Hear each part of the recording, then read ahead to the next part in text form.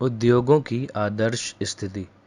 प्यारे बच्चों, जब भी कोई फैक्ट्री लगाई जाती है तो इसे लगाने का मकसद होता है पैसा कमाना।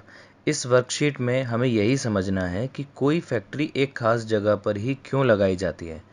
अगर मैं आपसे कहूं कि आपको एक मोबाइल की दुकान खोलनी है तो आप शहर में खोलेंगे या रेगिस्तान में?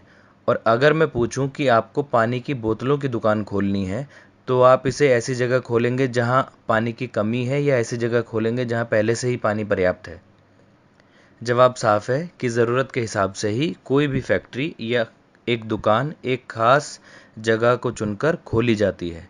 एक बात समझ लीजिए कि ग्राहक कम कीमत पर अच्छी चीज़ खरीदना चाहता है और सभी कंपनी इसी कोशिश में लगी रहती हैं कि कम कीमत पर वो अपने ग्राहक को एक अच्छा प्रोडक्ट उपलब्ध करा पाएँ और साथ-साथ मुनाफा भी कमा पाएँ। एक फैक्ट्री प्यारे बच्चों वहाँ लगाई जाती है जहाँ कच्चा माल आसानी से उपलब्ध हो। कच्चे माल को रॉ मटेरियल भी कहा जाता है।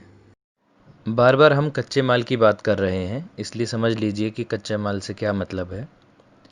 अगर हमें सूती कपड़ा बनाने की फैक्ट्री लगानी है तो उसके लिए कच्चा माल होगा कपास, कॉटन। और हम फैक्ट्री वहाँ लगाएंगे जहाँ काली मिट्टी उपलब्ध हो, क्योंकि कपास उगाया जाता है काली मिट्टी में। और जब हम फैक्ट्री इसके पास लगाएंगे तो हमें सस्ती दर पर, सस्ते रेट पर कपास आसानी से उपलब्ध हो जाएगी। उत्पादन की लागत कम हो, मतलब कि ऐसा ना हो कि एक चीज़ को बनाने में बहुत ज़्यादा पैसे खर्च हो जाएं और हमें ये चीज़ महंगी बेचनी पड़े और ज़्यादा ग्राहक इसे खरीदे ही ना। उत्पादन की लागत को कॉस्ट ऑफ प्रोडक्शन भी कहा जाता है। उत्पादन की लागत कम कैसे की जाए, ये बड़ा सवाल है। तो जहां माल बेचना है फैक्ट्री उसके आसपास होनी चाहिए ताकि माल को बाजार तक पहुंचाने में ज़्यादा खर्च ना हो। बिजली पानी की पूरी सुविधा होनी चाहिए, कच्चा माल सस्ता हो और प्रचुर मात्रा में आसपास उपलब्ध हो। साथ ही साथ सस्ता श्रम भी उपलब्ध हो।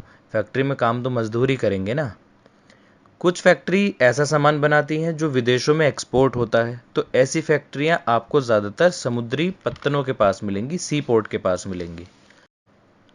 तीसरी चीज़ है वितरण लागत, यानी कॉस्ट ऑफ डिस्ट्रीब्यूशन।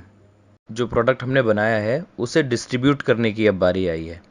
फैक्ट्री में माल बनने के बाद उसे डिस्ट्रीब्यूट करने में हमारा ज़्यादा खर्च तो नहीं हो रहा है, हमें ये देखना होगा। अगर फैक्ट्री बाज़ार से ज़्यादा दूर होगी तो माल बाज़ार में डिस्ट्रीब्यूट करने के लिए गाड़ी में ज़्यादा पेट्रोल या डीजल लगेगा, जिससे हमारे प्रोडक्ट की कीमत बढ़ जाएगी और ज़्यादा ग्राहक इसकी तरफ आकर्षित नहीं होंगे। सारी चीज़ें देखकर आखिर में फैसला किया जाता है कि फैक्ट्री कहाँ लगाना फ़ायदेमंद होगा। उत्पादन की लागत, आसपास बाजार है या नहीं, यातायात की सुविधा जैसे पर्याप्त सड़कें हैं या नहीं, आसपास कच्चा माल उपलब्ध है या नहीं, बिजली पानी की सुविधा है या नहीं और श्रम उपलब्ध है या नहीं।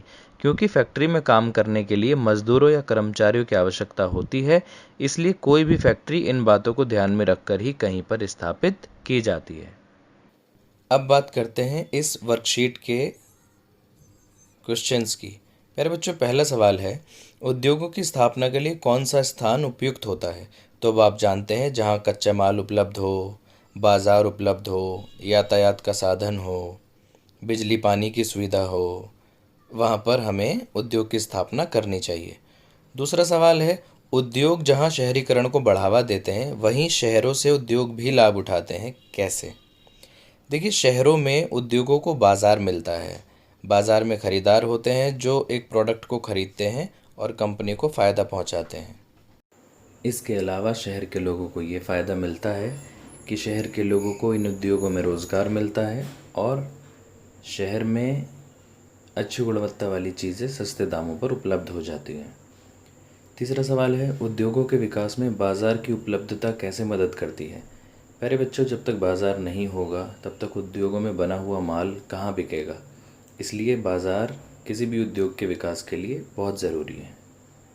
चौथा सवाल है, यदि आपको किसी उद्योग की स्थापना करनी हो तो सबसे ज़्यादा किन दो बातों का ध्यान रखेंगे? तो प्यारे बच्चों, मैंने आपको इतने सारे फैक्टर बताए हैं जो किसी भी उद्योग की स्थापना से पहले हमें ध्यान में रखने चाहिए। तो उसमें से कोई भी दो फैक्टर आप यहाँ लिख सकते हैं।